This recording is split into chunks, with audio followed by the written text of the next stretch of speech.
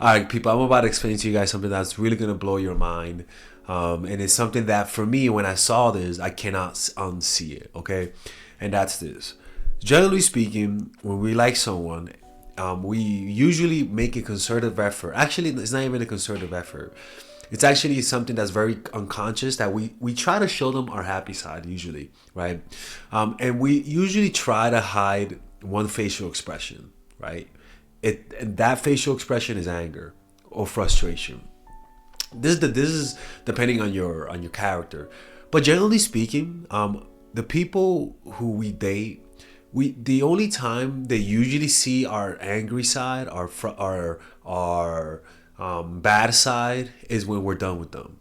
Is when we've had it enough, right? And now they're seeing our angry face.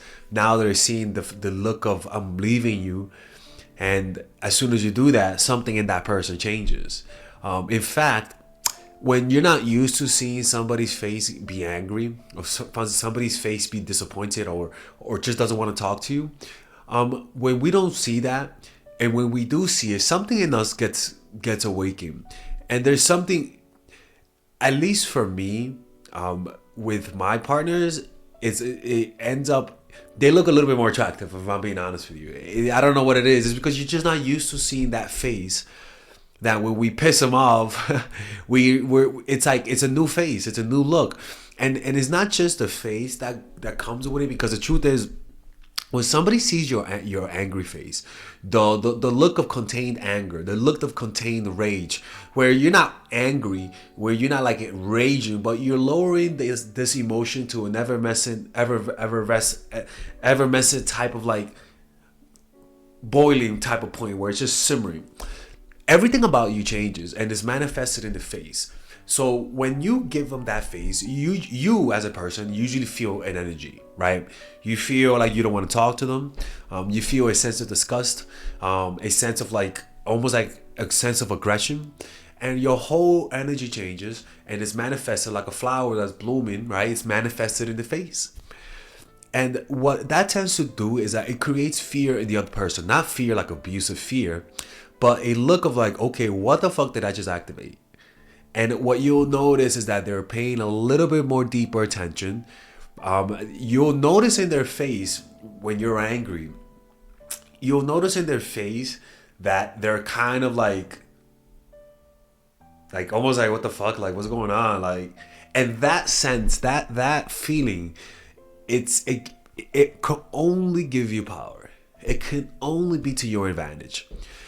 And that's because humans usually don't like, usually when you rarely get angry and you do, it's intimidating. It is intimidating, especially if you're known as somebody who's nice and chilled and laid back. When somebody sees that face, when somebody sees the look that we tend to give when somebody crosses our boundaries, it honestly makes them, it creates fear, and that fear comes with respect. And you'll notice is that when you give them that look, when they can sense that you're really mad, that you don't want to talk to them at this moment because of something that they did, they start acting more docile. They start giving you more.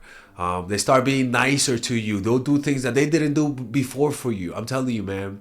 And this is not manipulation. This is something that a lot of us feel, and we tend to suppress it, and we tend to not show it. There are so many moments, we only show this because a lot of boyfriends and girlfriends might be watching this and say, I'm always mad at the person that I'm with, right? We're not talking about those relationships that have become petty, where all of you guys are bickering at each other for any little thing. We're not talking about that. Y'all need therapy. This is not the type of video for you, okay? What I'm talking more about is when you guys are getting to know each other, or when you're someone that's known to never show angry face. When if your partner has never seen you angry, it's not because you're not angry, it's because you've been hiding it. And usually we hide it because we just don't understand human nature. Humans do not get turned off. Yes, it is awkward, but the only reason why you're not showing your angry face is because you're selfish. You are only thinking of yourself. I don't want to show them, I don't want to confront them. It feels awkward. And you're not thinking of them. When somebody that rarely gets angry in a controllable and non-criminal type of way, it's it's attractive. So somebody who's used to, when I'm used to looking at you smile all the time, and then when I know you're always in a good mood, and when I see that angry look, people just look more attractive. It's a new face. It's almost like a new dish for a chef, right? A chef cooks you food all the time, but today he cooked something different. And yes, I usually like this dish, but I like the variety. Giving people a variety of emotions is healthy, and people could sense when you're hiding certain things, and not like sensing like she never showed me. She's hiding her anger. No. Oh, he's hiding his anger. No. It's that they just never seen your angry side. And usually it's not because you never feel angry. It's because you're being disingenuous. I'm saying disingenuous not in a way to attack you. I'm saying disingenuous to help you reframe what I'm trying to give you here. Is that people need that to respect you. They require your serious look to respect you. If you cannot give a person a serious look when it's needed, or if you cannot get serious without trying to ease the tension with joking and being playful, you're not giving them the full experience of you. You're hiding your other parts. So this is more of an encouragement by letting you know that there's nothing to fear when it comes to giving people the serious look, the angry look, the quiet, simmering, I don't like what you did type of look, right? And that's something that parents that are really good, know how to communicate without words. And what every parent tells you is that you give them the look, and kids understand it. We sort of have an intuitive understanding with children. And we all think that as you grow up, you lose that part of your nature.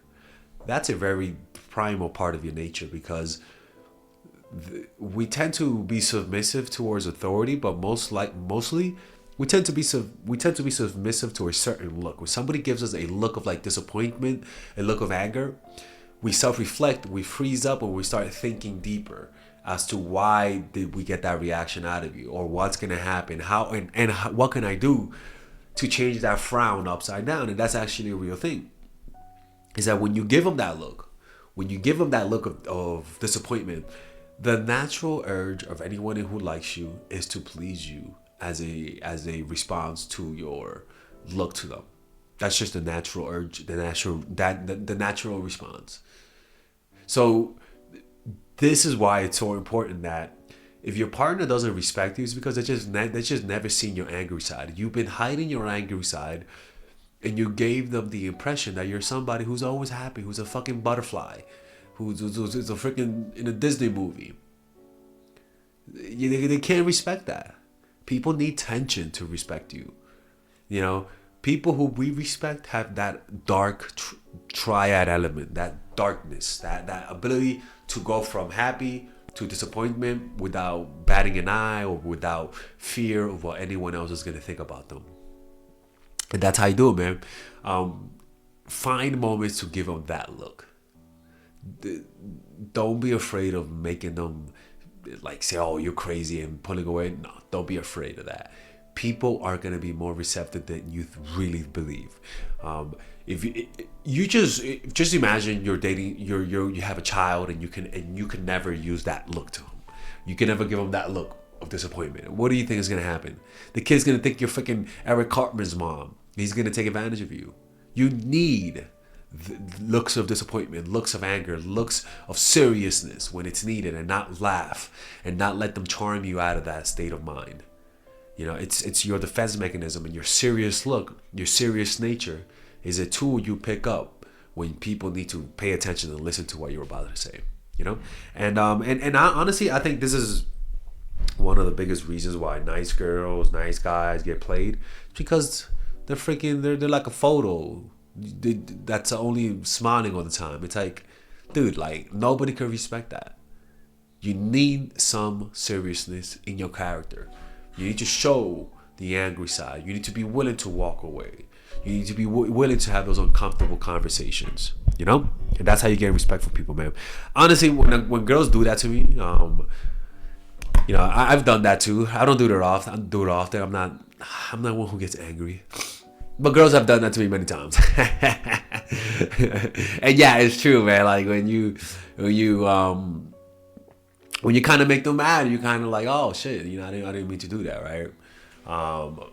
There was this one girl in New York City that I was dating that just, it's not that I was late all the time, right?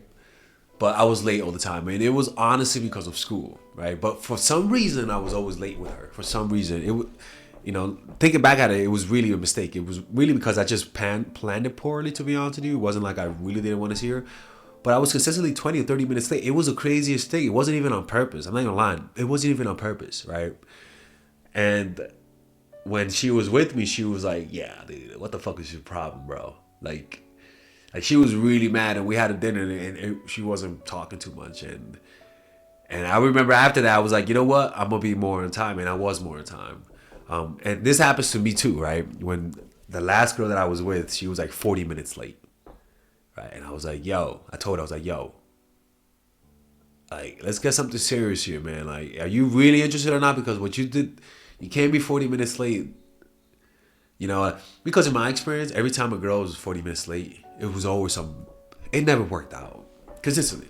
The day will happen when the day, please, I'll let you guys know when I'm proven wrong, but I haven't. It's never worked out.